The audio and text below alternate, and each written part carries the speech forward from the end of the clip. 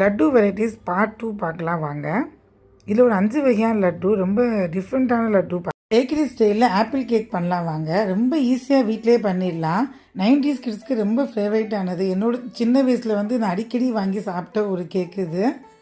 2K கிட்ஸுக்கு தெரிஞ்சுக்க chance இல்லை. பட் பேக்கரிக்கு போனாலே ஃபஸ்ட்டு இதுதான் கண்ணில் நல்லா பளிச்சுன்னு படும். இதோ டீட்டெயில் எக்ஸ்ப்ளனேஷன் நேற்றுக்கே நான் வீடியோ போட்டிருக்கேன். நைட்டு செக் பண்ணி பார்த்துக்குங்க ப்ளீஸ். ரொம்ப ஈஸியாக பண்ணிடலாம், சட்டுன்னு பண்ணிடலாம். ஒரு 10 நிமிஷம் தான் ஆச்சு எனக்கு. இது நார்மலாக கேக்கு, ஸ்பாஞ்ச் கேக்கு, அந்த ஸ்வீட் கேக்கு அதெல்லாம் பண்ணணும்னு வாங்க. ஸ்வீட் ப்ரெட்டு நான் ரொம்ப சாதாரணமாக ஒரு ஸ்வீட்லெஸ் இது ப்ரெட்டை வச்சு தான் பண்ணியிருக்கேன். ரொம்ப ஈஸியாக 10 நிமிஷத்தில் பண்ணிவிட்டு டேஸ்ட்டு சூப்பராக இருந்தது. இது பாருங்கள் எவ்வளோ நல்லா கையில் லட்டு மாதிரி பிடிக்க வருது. அதே மாதிரி இந்த டெசிகேட்டர் கோகோனட்டு எப்படி பண்ணுறதுன்னு நான் சொல்லியிருக்கேன் வீடியோவில். ப்ளீஸ் செக் பண்ணி பார்த்துக்கோங்க. இங்கே பாருங்கள் எவ்வளோ குயிக்காக எவ்வளோ நல்லா ரெடி ஆகிடுச்சுன்னு பார்க்கவே ரொம்ப சாப்பிடணும் போல் இருக்குது. வீடியோவில் பாருங்கள். தேங்க்ஸ் ஃபார் வாட்சிங். மோத்திச்சூர் லட்டு நார்த் இந்தியன் ஃபெஸ்டிவலில் இது எல்லாமே இருக்கவே இருக்காது. ரொம்ப டேஸ்ட்டாக ரொம்ப நல்லா இருக்கும். 1 கப்பு கடல மாவை இந்த மாதிரி சலிச்சு எடுத்துக்கலாம். அப்போ தான் லட்டு நல்லா சாஃப்டாக வரும். தண்ணி ஊற்றி தோசை மாவு பதத்துக்கு கரைச்சிக்கலாம். அப்புறம் ஒரு ஜல்லிக்கண்டியில் பூந்தியாக சுட்டு எடுத்துக்கலாம். சில பேர் அப்படியே போண்டா மாதிரி போட்டு எடுப்பாங்க. அது மிக்சியில் போகும்போது ரொம்பவே தூள் ஆயிரும். இப்படி பண்ணுங்கள், ரொம்ப நல்லா இருக்குது. அப்புறம் வாண்டியில் 1.5 கப்பு சுகர் எடுத்து ஒரு ஸ்ட்ரிங்கு பதத்துக்கு பாகு காய்ச்சிக்கலாம். இங்கே பாருங்கள் எவ்வளோ முத்து முத்தாக அந்த மோத்திச்சூர் லட்டு மாதிரியே வந்திருக்கு பாருங்கள்.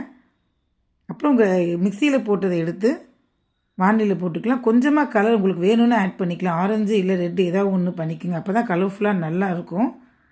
போட்டு 5 நிமிஷம் கிளறிட்டே இருந்தீங்கன்னா நல்லா சுருண்டு வாண்டியில் ஒட்டாமல் நல்லா வரும். ஒரு 10 நிமிஷம் ஆச்சு எனக்கு இப்படி வர்றதுக்கு. உங்களுக்கு வேணுன்னா பூசணி விதை இந்த சமயத்தில் போட்டுக்கலாம், ஆப்ஷனல் தான் அது. போட்டால் கலர்ஃபுல்லாக நல்லா இருக்கும். அந்த ஸ்வீட் கடையில் வாங்கினா மாதிரியே இருக்கும். கொஞ்சமாக நெய் ஊற்றிட்டு கடைசியில் நல்லா பிடிச்சிக்கலாம். பாருங்கள் எவ்வளோ நல்லா பிடிக்க வருது லட்டுன்னு. கலர்ஃபுல்லாக டேஸ்டியாக ரொம்ப நல்லா இருக்கும். இது நீங்கள் ஸ்வீட் கடையில் வாங்கினீங்கன்னா ரொம்பவே எக்ஸ்பென்சிவாக இருக்கும். பட் வீட்டிலே பண்ணிங்கன்னா ரொம்ப டேஸ்ட்டாக ரொம்ப நல்லா இருக்கும். ட்ரை பண்ணி பாருங்கள். தேங்க்ஸ் ஃபார் வாட்சிங். மேங்கோ சீசன் அப்போ மேங்கோ டிலேட் பண்ணலாட்டி எப்படி? இன்றைக்கி வீடியோவில் மேங்கோ கோகோனட் டிலேட் தான் பார்க்க போகிறோம். ஃபஸ்ட்டு ஒரு 1/2 கப்பு 1/2 மூடி தேங்காவை இந்த மாதிரி தோல் எடுத்துகிட்டு நல்லா கிரைண்ட் பண்ணிக்கலாம். ரொம்ப ஃபைனாக பண்ணணுன்னு இல்லை, குறைக்கணும் இந்த மாதிரி பண்ணாலே போதும். நெக்ஸ்ட்டு மாம்பழம் நல்லா கலர்ஃபுல்லான மாம்பழம் எடுத்துக்கங்க. இந்த மாதிரி ஆரஞ்சு கலரில் இருக்கும் இல்லையா, அந்த மாதிரி எடுத்துங்க. அப்போ தான் கலர் நல்லா இருக்கும். இல்லை கட் பண்ணி அந்த பல்ப்பு மட்டும் எடுத்துக்கலாம். நான் 2 மாம்பழம் போடணும் இந்த ஷேப்பில். 2 மாம்பழம், ஒரு 1/2 மூடி தேங்காய், அதுதான் அதுக்கு அளவு. பல்ப் மட்டும் எடுத்து நல்லா ஃபைனாக அதை கிரைண்ட் பண்ணிக்கலாம். ஒரு வாண்டியில் கொஞ்சமாக நெய் விட்டுட்டு அந்த அரைச்ச தேங்காவை போட்டு நல்லா ஒரு 2 நிமிஷம் வதக்கினா போதும். ரொம்ப நேரம்லாம் வதக்கணும்னு இல்லை.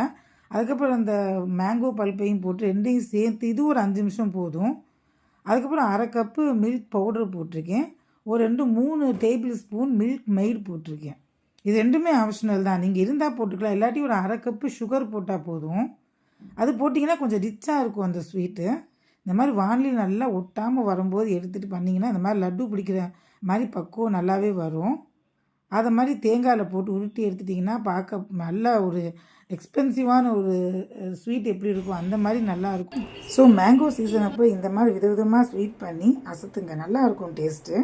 தேங்க்ஸ் ஃபார் வாட்சிங்.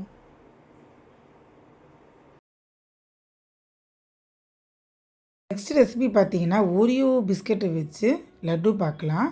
ரொம்ப ஈஸியாக பண்ணிடலாம், சட்டுன்னு ஒரு 10 நிமிஷத்தில்.